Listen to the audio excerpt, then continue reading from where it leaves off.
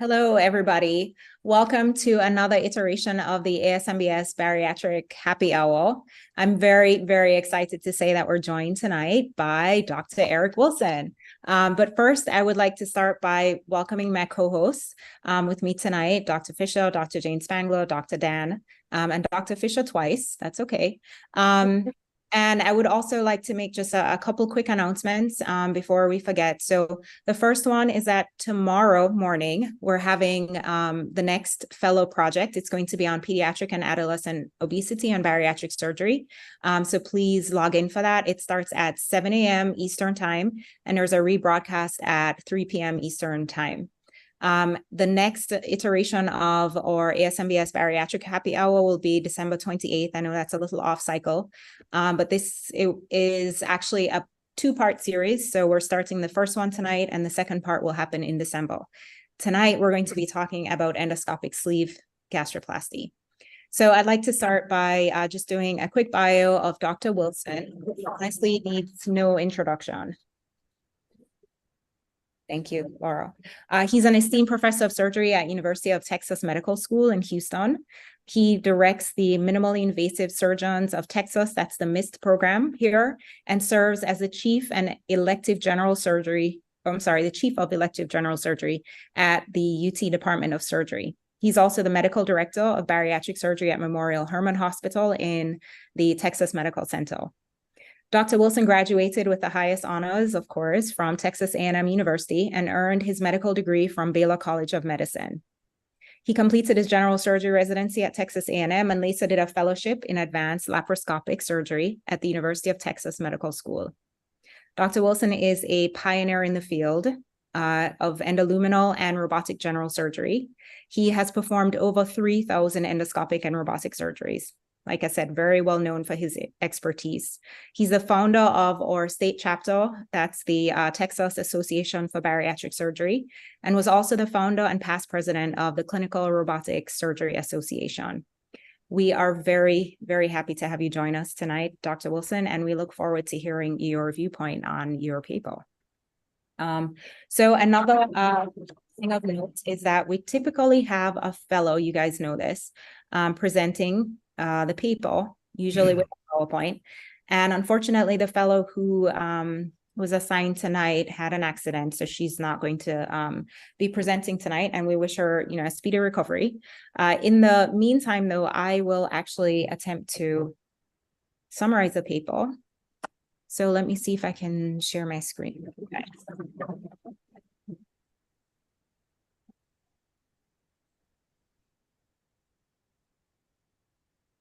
Yeah, and this paper for fellows is a really just fantastic, well-written, clear manuscript. If you want like a guideline for how to write an academic paper, I think this is a great one to use to just follow kind of the order of how it is put together. And it's called the MERIT trial, which stands for Multi-Center ESG Randomized Intervention Trial.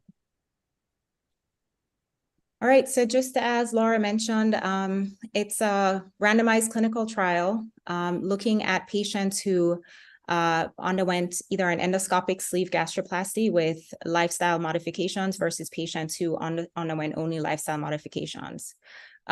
It's a multi-center trial. So let's actually scroll down here. So the authors were able to identify over 200 patients who would potentially qualify for this study. 209 of them got randomly assigned, 85 into the ESG group versus 124 into the control group, which is the group with the lifestyle modifications only. Of these, 77 were treated in the ESG group, and 68 of them were followed out to 1 year after surgery. So this was the first endpoint that they looked at. And these patients were compared against the 89 who completed the 52 weeks in the lifestyle modification group.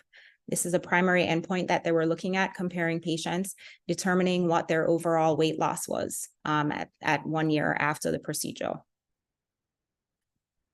At this timeline, patients were then considered for potential retightening if they needed to have an adjustment on their endoscopic sleeve Fortunately, the majority of patients did not need that. There were some patients who were considered eligible, but some of them were actually lost to follow-up. And ultimately, only 6 of these patients completed the follow-up period, which was another 1 year after the primary endpoint. In the lifestyle modification group, of the 89 people who went out to 1 year, these patients were offered the option of potentially crossing over into the ESG group. Now, for them to be eligible, they needed to have had really good follow-up. So they needed to attend at least 2/3 of the visits to show that they were reliable patients. And they also needed to have not met any of the milestones in terms of their overall weight loss. You can see that most of these patients who were eligible decided to undergo crossover into the ESG group. 72 of them actually underwent ESG. There was a small portion of patients who were, for technical reasons, were not able to get ESG completed. And at 1 year after the crossover, 59 of these patients actually completed their follow-up. So you can see they actually had pretty good follow-up across all groups. And that's, basically the outline of the paper. So essentially, they're looking at patients who are eligible, comparing them ESG versus no ESG. And in the no ESG group, they had the option to undergo ESG later on. And I think some interesting things from the methods is that they had 9 different centers that were selected from a variety of academic versus community and GI versus bariatric surgeons to show that the procedure can be safe and efficacious in a variety of settings, not just, say, a high volume bariatric center. And then they specifically looked at patients whose BMIs were between 30 and 39.9 or less than 40. Yeah. Class. So in terms of the demographics of the patients, they were only looking at adult patients. So you had to be age 21 to, I think, 50. Sorry, I don't have my notes in front of me. And you can see that they're similar groups, when looking at the control versus the ESG group. We don't have p-values here, but just based on the numbers, we can definitely see that the cohorts are similar. The majority of patients are actually white, but we do have some representation from underrepresented minorities. And you can see that a fair bit of the patients also had diabetes and high blood pressure. And these are actually some of the secondary endpoints that they looked at, which is whether or not there was any improvement in comorbidities. Okay, so if we look at the overall results, so if you look, this graph shows the percentage of excess weight loss, and they're comparing here the primary ESG group in the first year versus the primary control or lifestyle modification group. And you can see that there's a huge difference in terms of the overall weight loss. 49, I don't have my numbers here. Can you cite them for me, Laura? Do you have them written down?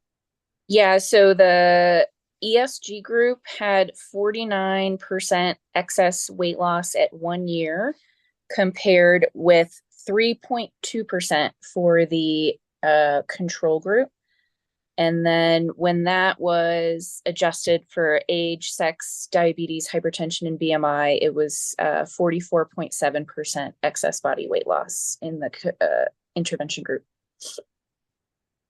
And again, at 1 year, you can see that patients were offered the opportunity to cross over, and those that did had an improvement in their percent excess weight loss, very similar to the original intervention group. Yeah, in the original group, at 2 years, had maintained a total 41% excess body weight loss at 2 years, showing that the procedure can lead to sustainable weight loss up to the 2-year mark. And very similar results were shown for the total body weight loss. You can see a similar pattern in that the intervention group or the ESG group had much better weight loss relative to the control group. And those in the crossover group actually mirrored the ones in the ESG group. Yeah. One of the other things they looked at as a secondary endpoint was the percent of patients who were able to lose more than 25% excess body weight loss. which I think is an interesting kind of number to look at. And in the ES group, 77% were able to hit that kind of marker of success, and it was only 12% in the lifestyle intervention group.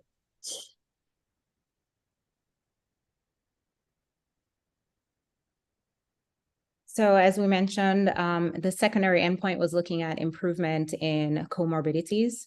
And the ones highlighted here, they looked at, so diabetes, high cholesterol, hypertension, metabolic syndrome. They also looked at improvement in liver transaminases, which was not included in the table. But all these numbers are favorable in looking at the benefits of ESG in this patient population. So you can see that there are large numbers of patients who underwent intervention who had improvements in their weight-related comorbidities, and fewer relative to the control had worsening of these comorbidities during the study period.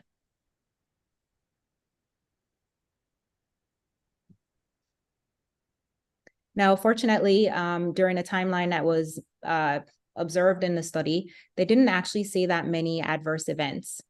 For the most part, they noted some abdominal pain, for patients, some nausea, but you can see the numbers are actually relatively low, but more importantly, they were all short-lived. In our experience with surgical patients, sometimes they can have these types of symptoms as well. And not to sound biased or anything, but we can talk about this in a little bit. How does this compare with the surgical group in terms of the timeline? It seems like the ESG patients tend to recover from these adverse events relatively quickly.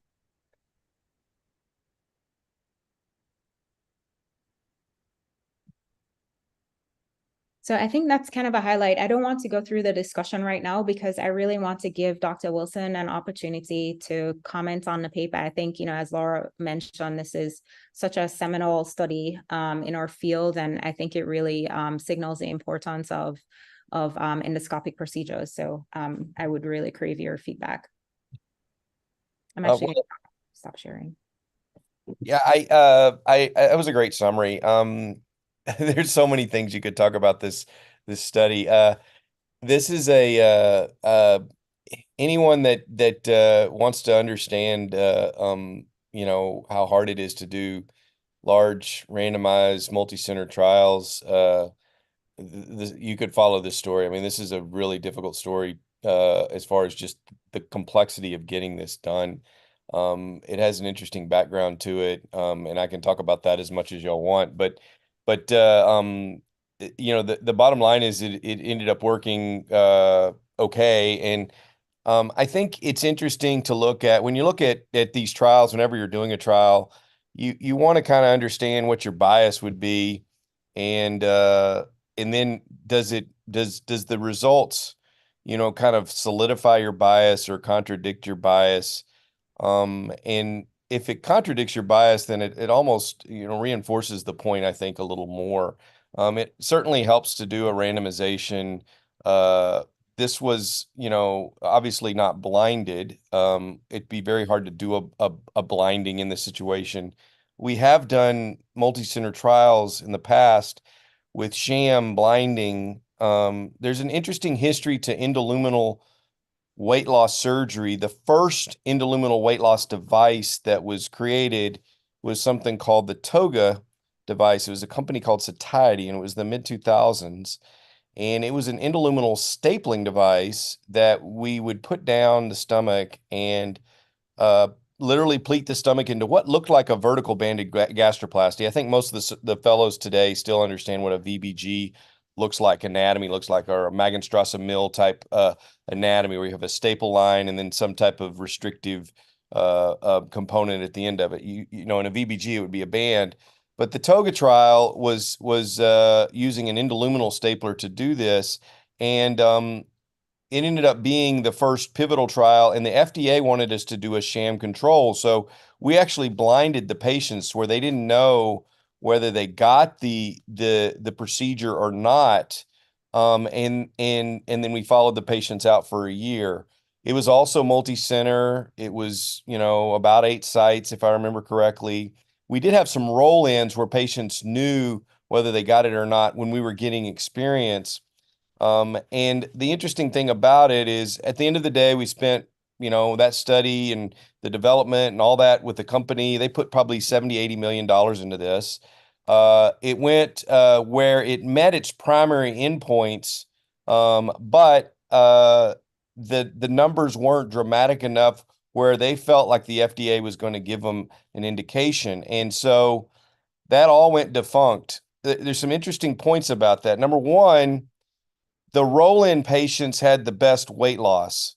The patients that were treated had significantly lower weight loss, statistically significantly lower weight loss than the roll-in patients, but they did have statistically better weight loss than the control patients, the sham patients. And what it showed is when you do a pure sham control, you have patients participating in behaviors to try to figure out if they've had the procedure or not, which is a confounding variable when you're collecting your data. And we've done another trial, one of the reduced trial, which was one of the balloon trials. And some of y'all may have seen the double balloon intragastric balloon. We did a trial with that. We had the exact same type of situation in the roll-ins as well, and we were required to do a sham. The FDA has since no longer pushing for shams. We were lucky when that was going on that we didn't have any negative outcomes for the patients that were getting sham, because those sham patients were literally put to sleep, left to sleep for 30, 45 minutes, and then woken up and we acted like they'd had the procedure. We'd even put a bougie down them. And so the ethics of doing that, which was an FDA requirement, we kind of struggled with. I mean, the hardcore scientists were like, yeah, we should definitely do this.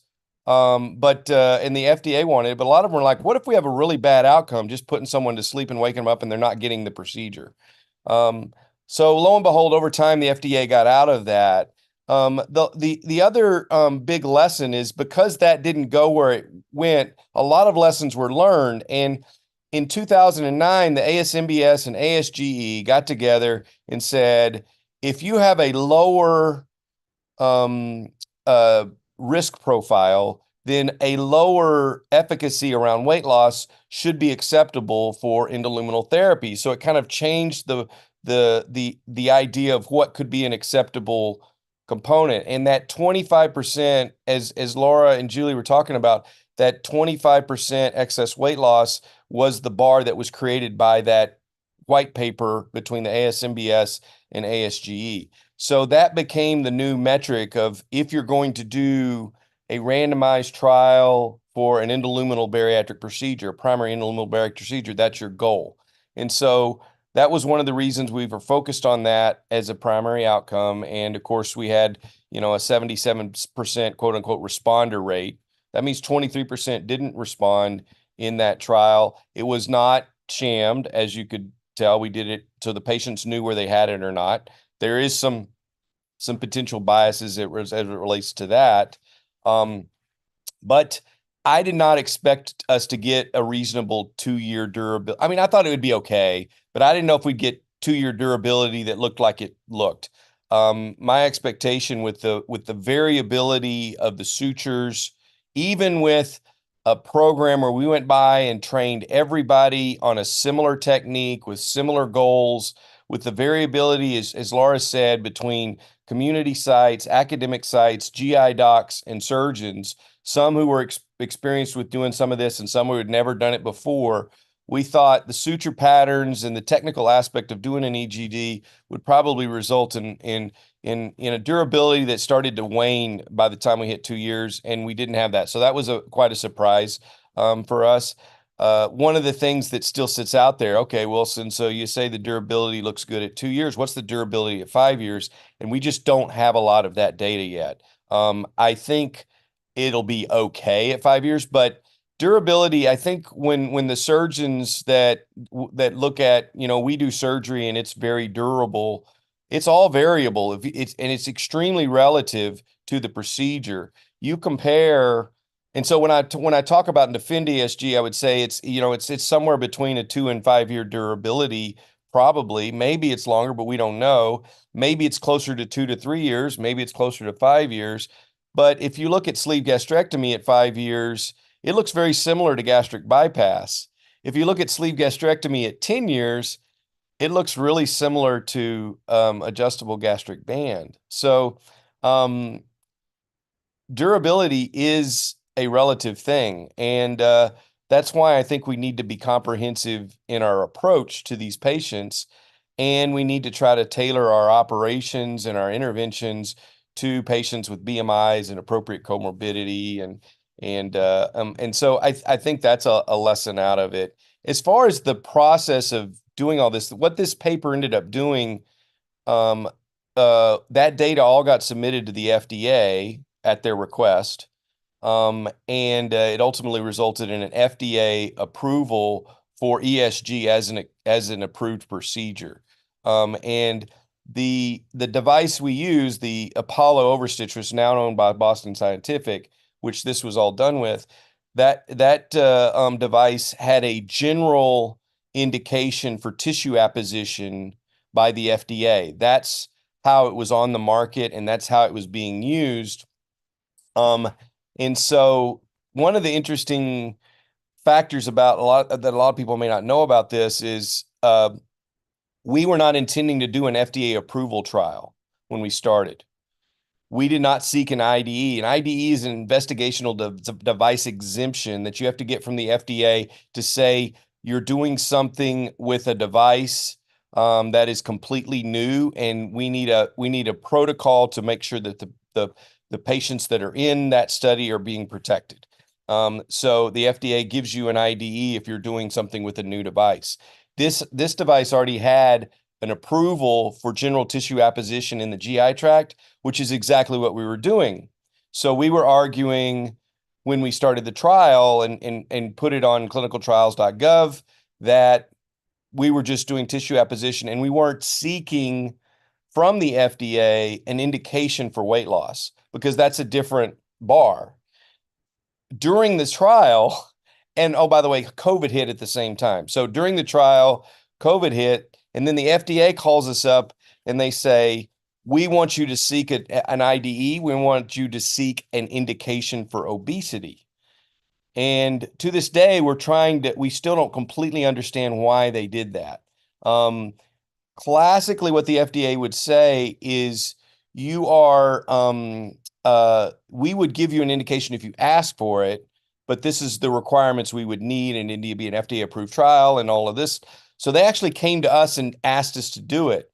We weren't prepared or had set the trial up or funded the trial in a way to do that. So we after having a long conversation with them and them being quite adamant that that's what they wanted us to do, we felt obligated to turn it into an FDA approval trial. The monitoring and the data collection around an FDA trial and all the extra stuff you have to do to make sure everything's clean and accurate is at a higher bar than what we were planning for. So we had to go back to get more money. We had to go to every site and start explaining to them, now you're in an FDA trial, you're going to be monitored like an FDA trial. We had sites that had never done an FDA study before. The one person, you can look at the author list, and there's obviously a lot of amazing people in that author list, but the one person this is me and my personal bias, so bear with me, but the one person I would say that's responsible for getting the data the right way and done, who monitored all this and went from city to city in the middle of COVID to go find how the data was being collected, make sure that the follow-up was being done. Her name is Connie Klein, and she's in the study. And Connie's my nurse practitioner that has done a lot of research with me over the years. She's quite experienced. She actually won the FASMBS Allied Health Award this year. So if you ever see her, tell her, I understand all the work you did with the MERIT trial. She went there and monitored all these sites to make sure the data was accurate as we were going through COVID. And then, of course, we struggled with follow-up during COVID. Some of the sites were being like, we can't bring our patients in because of COVID. And we're like, well, it's research and we need to bring it in. You can imagine the regional differences about, how that was felt. Barham and I, Barham as the primary, first author, and me as the senior author, and the guys that would get on the phone, talk to the FDA, get with all the study coordinators, and study sites and pump them up and keep them going. Yeah, this was a lot of work. This was one of the hardest studies. And everyone has a story if you do a lot of research about a really hard study. This was one of them. It aged us a lot. Uh, it was amazing. We came out on the other side and actually got the data that looks reasonable. And it also resulted in an FDA approval. So you now have an obesity indication off of this data. And obviously that Sorry result to, in sorry to interrupt you. Yeah, go ahead. One of the things I was going to say is that one of the things I love about this paper is that it includes surgeons and GI endoscopists. And I think, you talk about trying to run a clinical trial and put all of this together. I think it's great that you guys were able to work across different fields. One discussion that we were having before, and I would love to hear your inputs on this, is, how does this compare with your surgical sleeve patients? Do you consider the ESG to be an actual sleeve? So I don't. So ESG is, the name, it kind of evolved to endoscopic sleeve gastroplasty. And I could talk about the history of ESG, but it started really around 2012. So this is a procedure that's been around in this relative modern form of it for about 10 years. Um, I'm sorry, Julie, I got talking and you were what was your question? I just got off track. No, it's okay. I was just asking you, like, how does the endoscopic sleeve compare with the surgical sleeve? So there's been a follow-up question would be, because you mentioned this, but it applies. If people have differential weight loss, both with the ESG and surgical sleeves, how much of that do we think is due to the actual technique, the actual restriction, the shape, things like that? I'm curious your thoughts as you talk about ESG and how it compares to the surgical sleeve. Yeah, so I don't think it is a surgical sleeve. It's certainly not a gastrectomy. It's a gastroplasty. And many of y'all may know that there was data done in the mid 2000s of laparoscopic gastroplasty.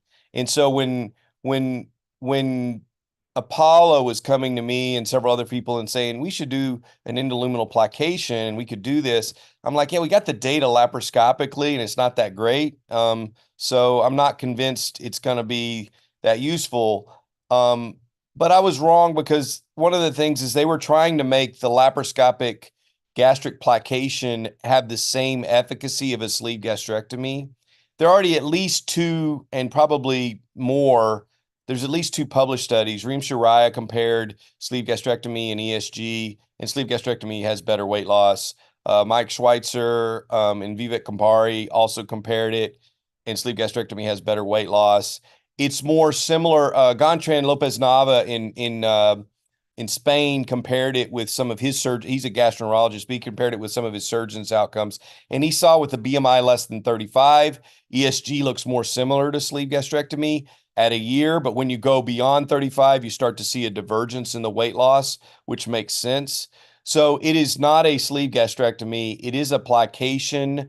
If you look at the data on laparoscopic gastric plication, and this is well over 10, 15 years old now, folks like, Phil Schauer, Stacy Brethauer were involved in studies like that many, many years ago.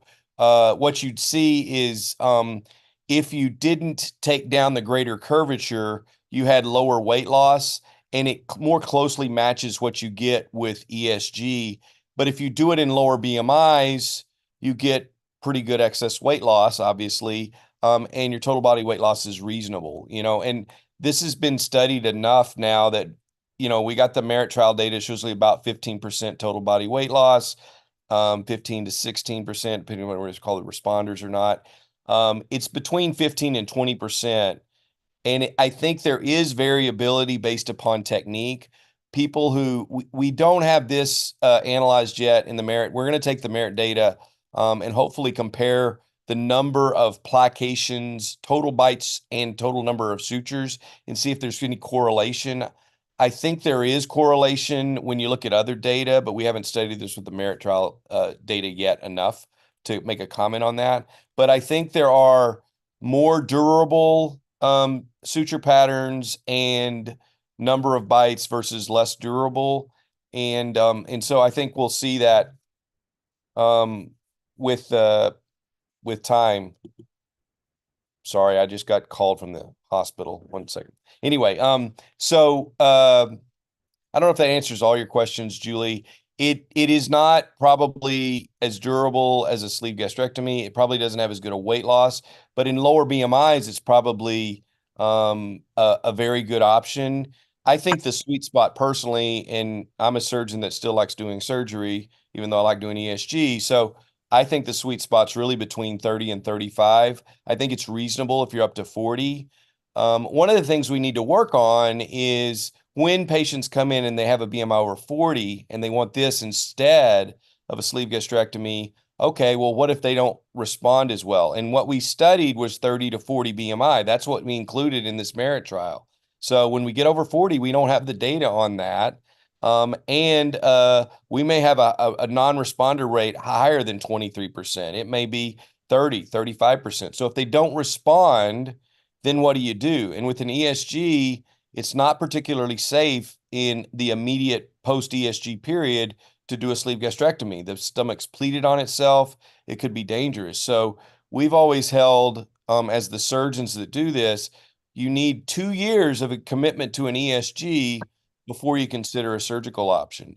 And one of the things that could be bad for the future success of ESG, and there's a lot of things that could be bad, but one of them is we oversell ESG to the wrong patient population. The patients get it thinking it's going to be perfect for them, and their BMI is 45. They're not a responder. They're 6 months out. At 6 months, if they're not doing well, it's worth rescoping them. We already have data that shows it's good to rescope them and see if they you don't even have to wait to a year. If they're not going to do well at 6 months, they're not going to do well at 2 years. So you can look and see if your suture pattern has not held up and there's something you can retighten. But if they're tight and they're not responding, they're just a non-responder to this type of intervention, but they got to wait it out until everything dilates up before you could safely do a sleeve gastrectomy or a gastric bypass. It's probably easier to convert them to a gastric bypass than sleeve gastrectomy. That being said, after 2 years, we have a lot of patients, and there's a whole volume of patients that have been converted in multiple sites around the world of endoscopic sleeve gastroplasty, sleeve gastrectomy after 1.5 to 2 years. So it is a safe convertible procedure, but you got to wait. And so the messaging to the patients has got to be all that. So it's not a simple conversation. You got to have that type of conversation with them. I feel like I have so many questions for you, which is great, and we'll continue talking. But I do want to remind the audience that you guys are also able to ask questions. This is your opportunity to talk with Dr. Wilson. If you have a question, feel free to put it in the chat, in the Q&A. You can raise your hand and we can promote you to the panel so you can ask directly. You mentioned just now, the different approaches for patients when they come through the door. So just kind of taking it back a little bit, when you see a bariatric patient, like how do you decide whether you're going to do an ESG for them or some kind of surgical intervention? So if their BMI's less than 35, I like talking to them about ESG. We just have the new IFSO FASMBS guidelines that, for comorbidities between BMI 30 and 35, metabolic syndrome, then surgery should be on the table. I'm not opposed to that, but oftentimes in our environment now, insurance isn't going to pay for it. Surgery. Now, insurance isn't paying for ESG except in rare regional locations. That's one of the reasons we did. That's probably the biggest reason we did this trial, is to start to convince insurance that it's something that should be covered. And that's another big lesson. You come out with a big trial like this, you think, well, everyone should just be able to do this. But then you got to go and figure out how to get it paid for. And insurance is, even with, level 1 data like this, insurance is still saying this is, they'll like to say it's investigational, and we'll have to fight for that. But we don't have coverage for these right now. So when I talk to a patient, it depends whether they have the ability to pay for it or not, right? And an ESG generally costs somewhere between $8,000 and $10,000. Most people charge around 10 grand. There's a lot of people doing sleeve gastrectomies for 10 grand, or 12 grand. So if you're having to pay out of pocket, then you've got to decide, well, okay, I want a sleeve gastrectomy or I want an ESG, and why. You don't want your anatomy, you don't want your stomach cut out. ESG makes sense. Your BMI is lower. So you have this pretty in-depth conversation with those patients to figure out, what they want. And, right now I'm doing, I've done a lot of ESGs over the years, but I'm doing quite a few less than other people because I don't have a marketing system that just drives this. Now, there are people out there that are driving this with marketing and a cash pay system that's working pretty well. I'm kind of an academic guy, so that means my marketing kind of sucks. So we got to locally figure that out to do more of them. But that's the conversation. If their BMI is over 40, I'm talking to them about surgery. Now, I'm a surgeon, a gastroenterologist. They come in, they have BMI over 40, and they've learned how to do this. That's going to be their big hammer. And so they're going to say, I think you're a great ESG candidate. And so that's why I think surgeons seem to be so actively involved in driving endoluminal surgery. So we're driving the conversation in an appropriate and balanced manner. Now, you can certainly make arguments that we even surgeons don't even have a balanced conversation overall. I mean, we're still doing 70% sleeve gastrectomies in the United States. So we're not exactly balanced either, but we do need to keep pushing for balance. And I think the surgeons can help that conversation to make sure that we have better informed patients about the pros and cons of what they're getting. There is no doubt endoluminal bariatric procedures are going to have a big part of the future, in my opinion, and they do have a lower, complication rate. We had 3 SAEs in this whole study, and none of them required an ICU. None of them required a trip to the operating room. There are ESG patients that have had to go to the operating room for complications. So I know that there have been some bad complications after ESG, but in this setting, and you saw the environment with varying experience, we had to take one to get an endoscopic pigtail drain placed for an abscess. That was Dr. Abadea's in Mayo. We had one that had some bleeding that stopped on its own, but that was Brad Thamer, who was in North Dakota, and he cut some of the sutures out, although the patient wasn't actively bleeding at the time, didn't require surgery, self-limited. And then I had a patient of all things that got thiamine deficiency, nausea and vomiting. So, thiamine deficiency is something we worry about a lot with bariatric surgery. I think if you get into the endoluminal space and you understand it can easily happen in these interventions too. Maybe not easily, but it can definitely happen. So you need to monitor thiamine even if they get an endoluminal intervention. And we learned this, that they're actually balloon patients that have had thiamine deficiency. So recurrent nausea and vomiting after any type of weight loss procedure, think about thiamine. We kept checking her, doing swallow studies. Everything was emptying well. No issues, but she was getting thiamine deficient. Luckily, we were able to recover her without permanent damage. But she wanted the procedure reversed, so we reversed the procedure. But those are the 3 SAEs. That's it. No ICUs, no trips to the operating room. It's safer from this trial, at least. It's safer than surgery. Doesn't mean it's better than surgery, and it's should replace surgery. It just means it has a role, I think. No, I would, be devil's advocate here and say that you probably have been doing endoluminal surgery for a long time. And most of the people who are in the audience now are just coming out. So, what's the learning curve like? I know in the paper they said that only the first 2 cases were proctored. I guess I'm just wondering if you had really great outcomes because you've done this for a really long period of time. And if that's the case, then how do the fellows who are interested in adding this to their practice get to the point where you are? Yeah, it's a great question. I think, we did certainly have some experienced people in the trial, but we also had people that had not done ESG in any significant volume. Andre Teixeira was in the trial. He had started when we did the trial.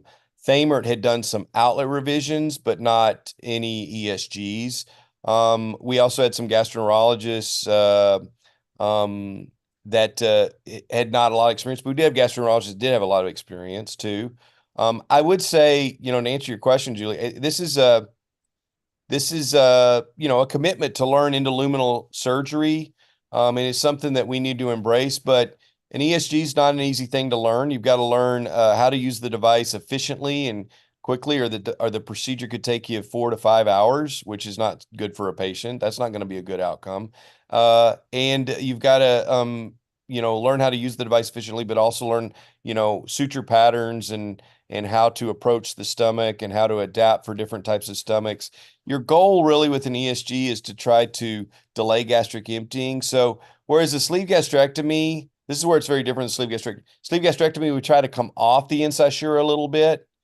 With an ESG, we're actually trying to come onto the incisura. We're trying to narrow at the incisura a little bit. Not so much that the scope can't get across, not that tight, but we do want good, robust suturing at the incisura angularis. That's probably the most important part of the procedure. And then as you work proximally, you try to reduce accommodation of the stomach, but do it safely without damaging or creating problems in the fundus. So you're a little bit careful with the fundus. So it's never a pretty looking sleeve when you do a swallow study. Oftentimes you'll have, a little bit of fundus fill with contrast if you do a swallow study afterwards.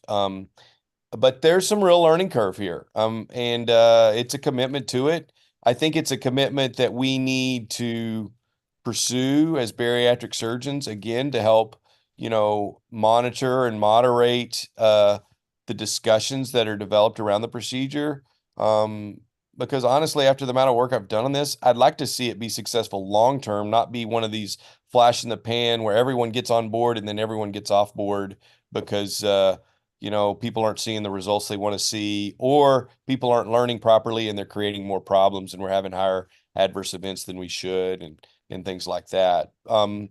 What would make the procedure easier would be honestly robotic suturing platforms. You sit in a console, grab tissue, suture it, reinforce it, all endoluminally. Those are all coming. Probably all know of, companies like EndoQuest that are developing endoluminal, flexible, robotic suturing platforms and dissection platforms. Those things will be coming down the road, but we've got to have the reimbursement structure, and we've got to have the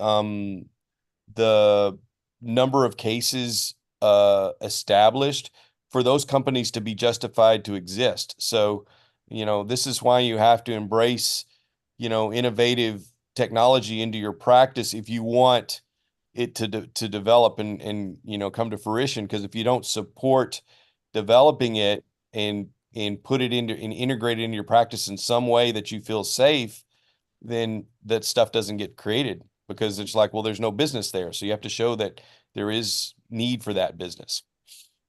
I just wanted to say thank you, because I can only imagine the heartburn and the chest pain and the sleepless nights that you've gone through. And as a fellow academic surgeon, it's a labor of love what you do, and I respect it, and I am so impressed by it. I think this trial is amazing, and I think ESG certainly has its place. I want you to make a comment on the new FASMBS guidelines, IFSO guidelines, that we actually have started testing the boundaries in North Carolina, and we're often ahead when it comes to insurance. And we have started getting patients covered under a BMI of 35. And so if we actually do start, having patients that can have covered bariatric surgery from a BMI of 30 to 40, then who do you think are the ideal patients for ESG? Like, how does that play in? I currently don't do it myself. I have revised, and I'm not saying that I won't learn it. I just haven't yet. But we do have some GI doctors in the area who are doing it a lot, and it really does concern me. So it's something that I've been thinking about.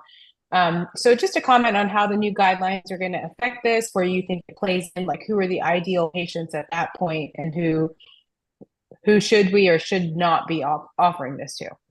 Yeah, so I think from a like I said earlier, I think the sweet spot really is a BMI 30 to 35. I think if they had lots of metabolic disease and they're 30 to 35, and all other things being equal, we didn't have to worry about payments and all that other stuff, I'd have them think a lot about maybe a surgical procedure. But if they don't have the metabolic syndrome and it's a more of a weight issue and their BMI is 30 to 35, I think those patients do deserve treatment. And I think actually this is a great operation for that. So I would consider that a primary operation for someone who didn't have. Now, if they're real early stage diabetic, you know, just it started to consider getting on medications, or the hemoglobin A1C starting to creep up, and I think this is a very reasonable option.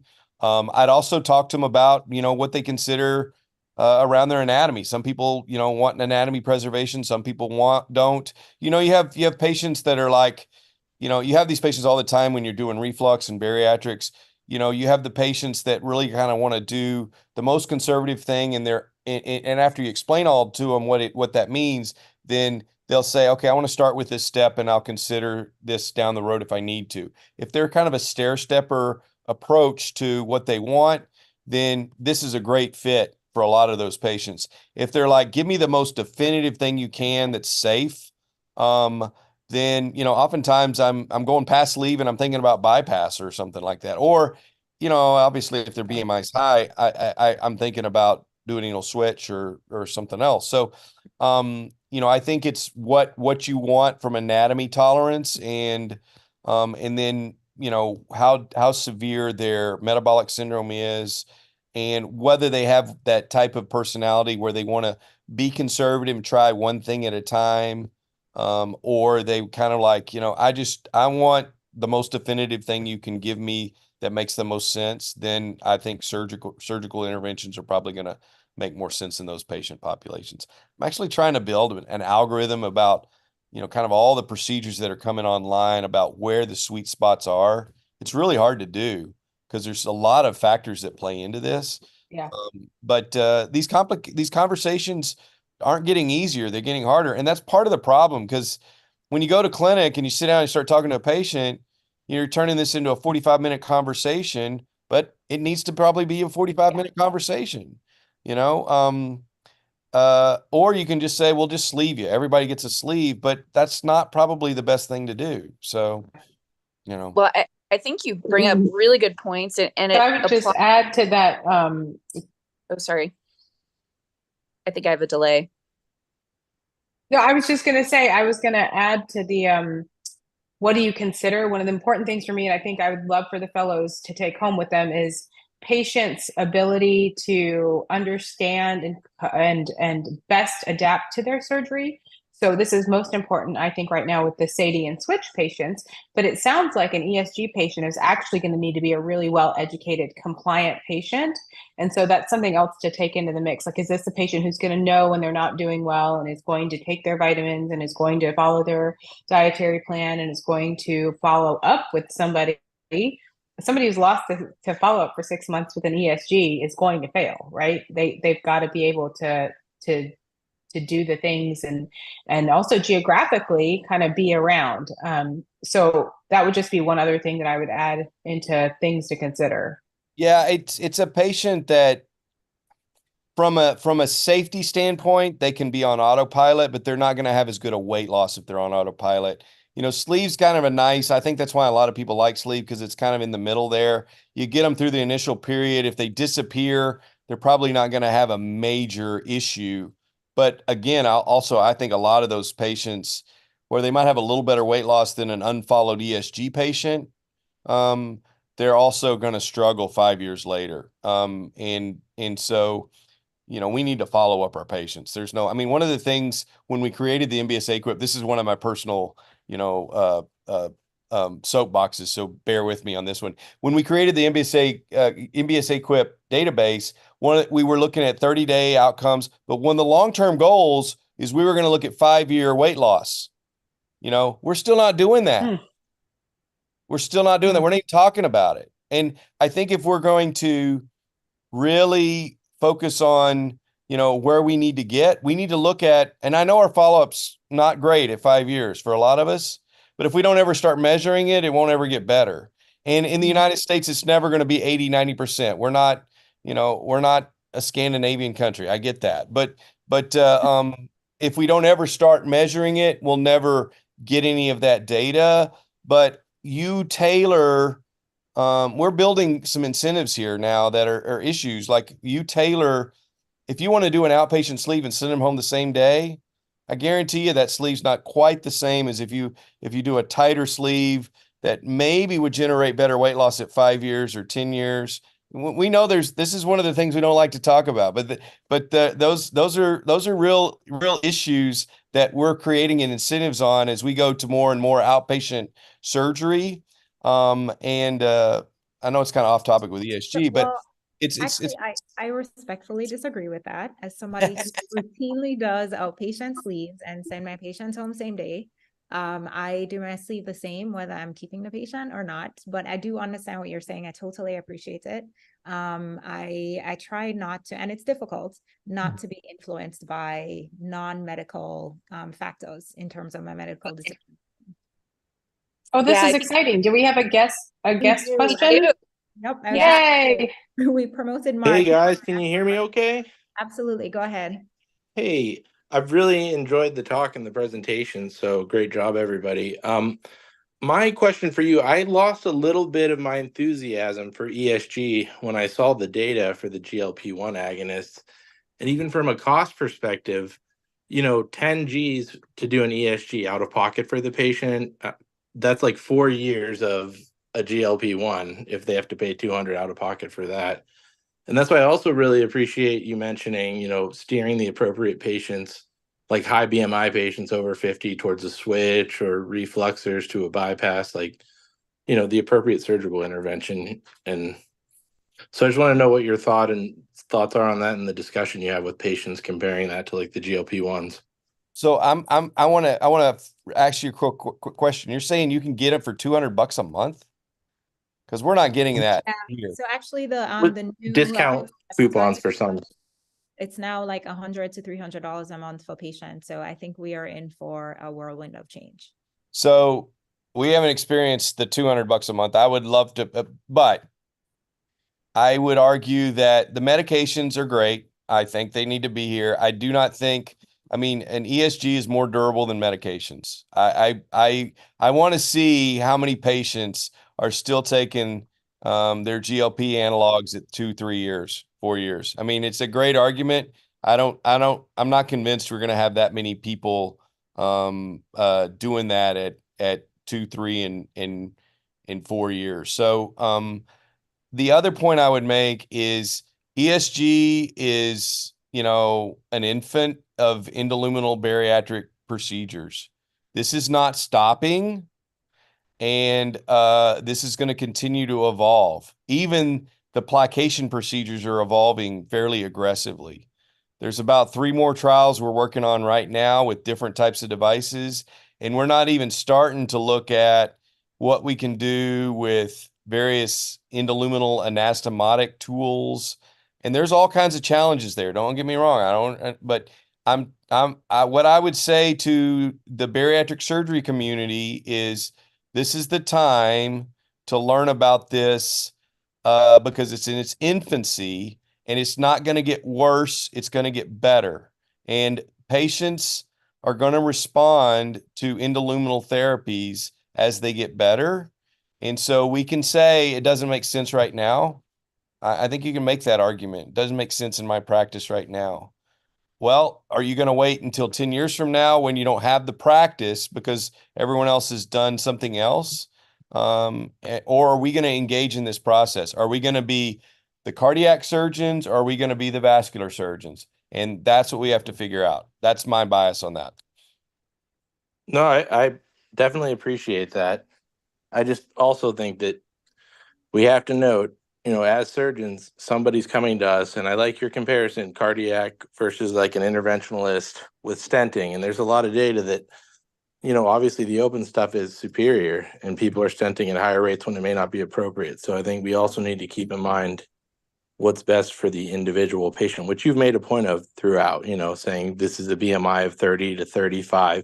This is not somebody that's coming to me with 10 years of diabetes on insulin with a BMI of 55. Obviously, you're offering them a switch or something aggressive like bypass switch. But I just think it's a tough sell, and I just was wondering, how versus, but I get your point, getting some experience there. But Well, yep, thank you. I think in practice too, because this is something I've been wondering about as we've been talking, and it fits really well with your comments and question mark. The idea of sequentially treating obesity over time. But in practice, a lot of times we are severely restricted by insurance companies to say one lifetime procedure, right? Because there's this idea that if you fail your bariatric procedure, that means you're a failure and that therefore you shouldn't have any more treatment, right?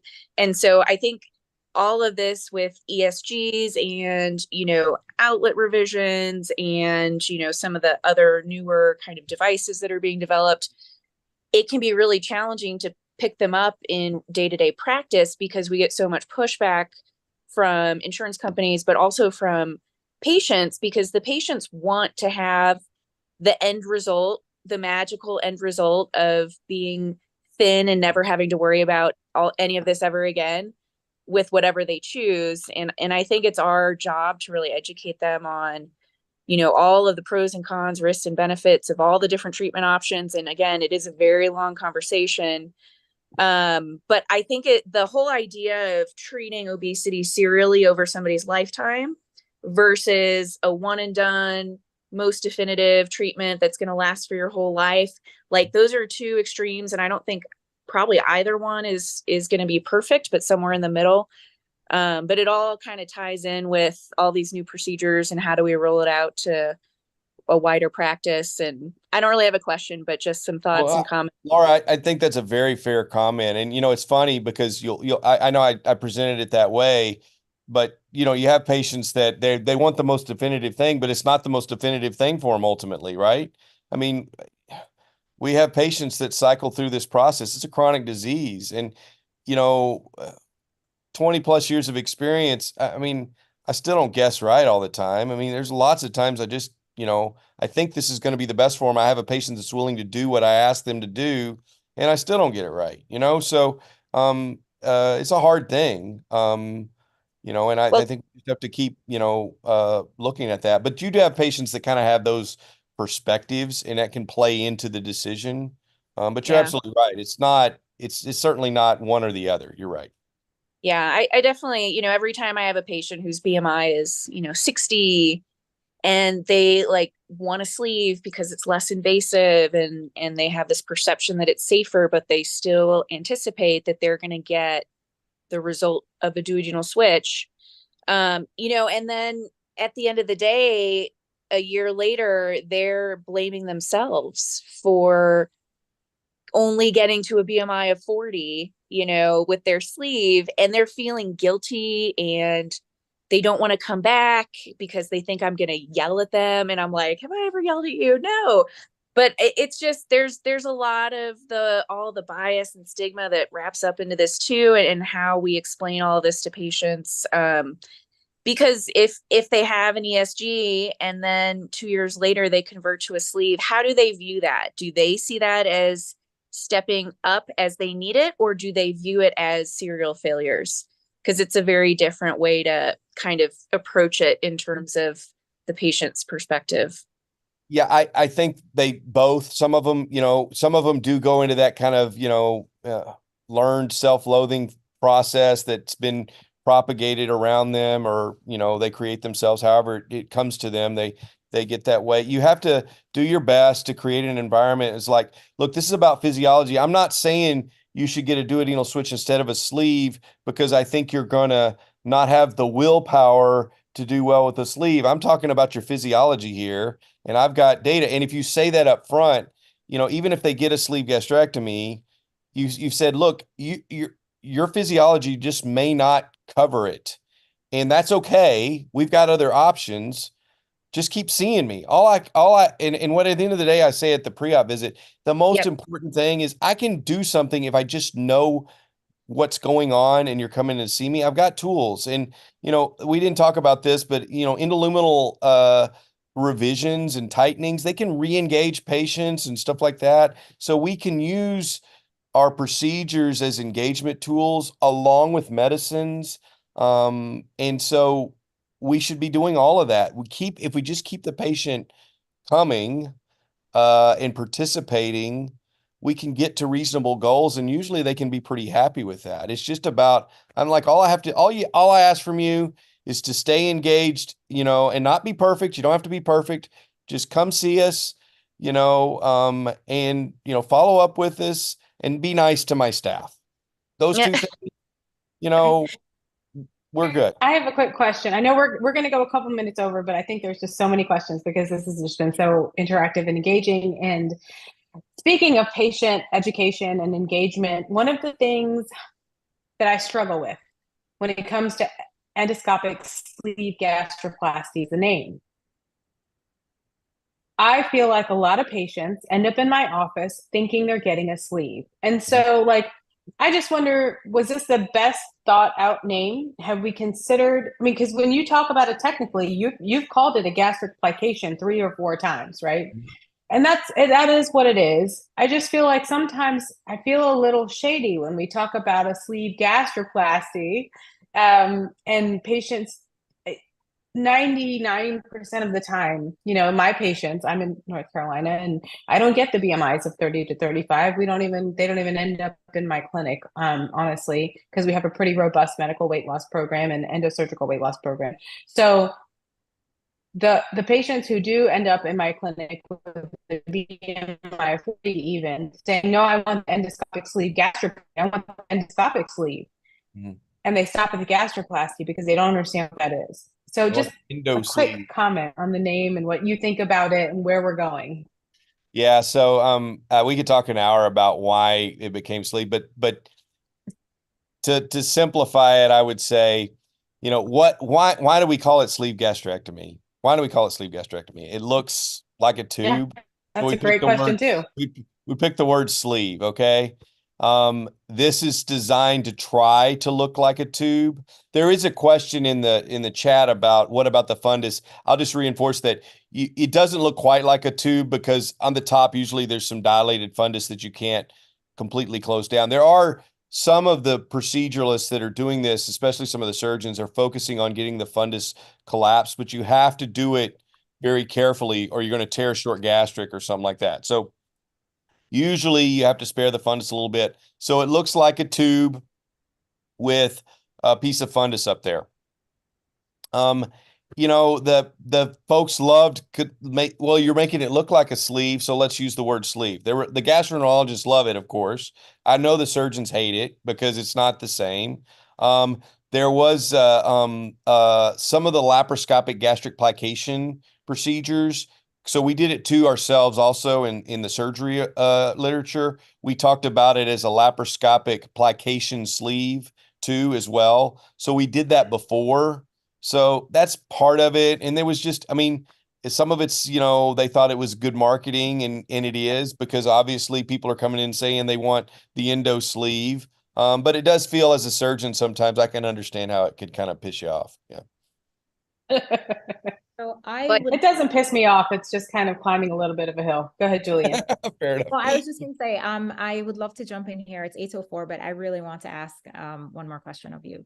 So in the paper, you guys highlight that this is a reversible procedure, and it's really offered to adults in the paper. But is this something that you would offer to a pediatric patient? Well, yeah, I'd offer it as a bariatric option for patients that would qualify for surgery from an age standpoint and a development standpoint. So Tanner stage 4, full bone growth and all that stuff. Like if they qualified for surgery, but they had a lower BMI, I would offer it. That's my opinion. I wouldn't say that's where you start. Like anything, like any bariatric surgeon, you don't start operating on adolescents before you get a whole bunch of experience with adults. But I have offered it in younger adults. I haven't offered it I haven't done it yet in an adolescent, but I would, if they wanted it, because I think it's safe. But I would follow the same kind of guidelines and BMI recommendations, and still talk to them about surgery, because I do adolescents, and I do sleeves and bypasses on those patients. But if they had a lower BMI, I'd consider it. Yeah. Okay, great. I would love for us to stay here and continue talking. This has been so much fun. Thank you to Dr. Wilson for taking the time to sit with us. Yeah, thanks for putting up with me. I appreciate it. No, it was so great. Thank you. Of course, thanks to FASMBS, my co-host. You guys remember tomorrow morning will be the fellow talk, and part 2 of endoluminal therapy will happen in December, I think. Yes. With video. Yes. Yeah. Technical approaches. All right. Again, thank you guys so much. Sorry we ran over. You guys have a good night. Yes.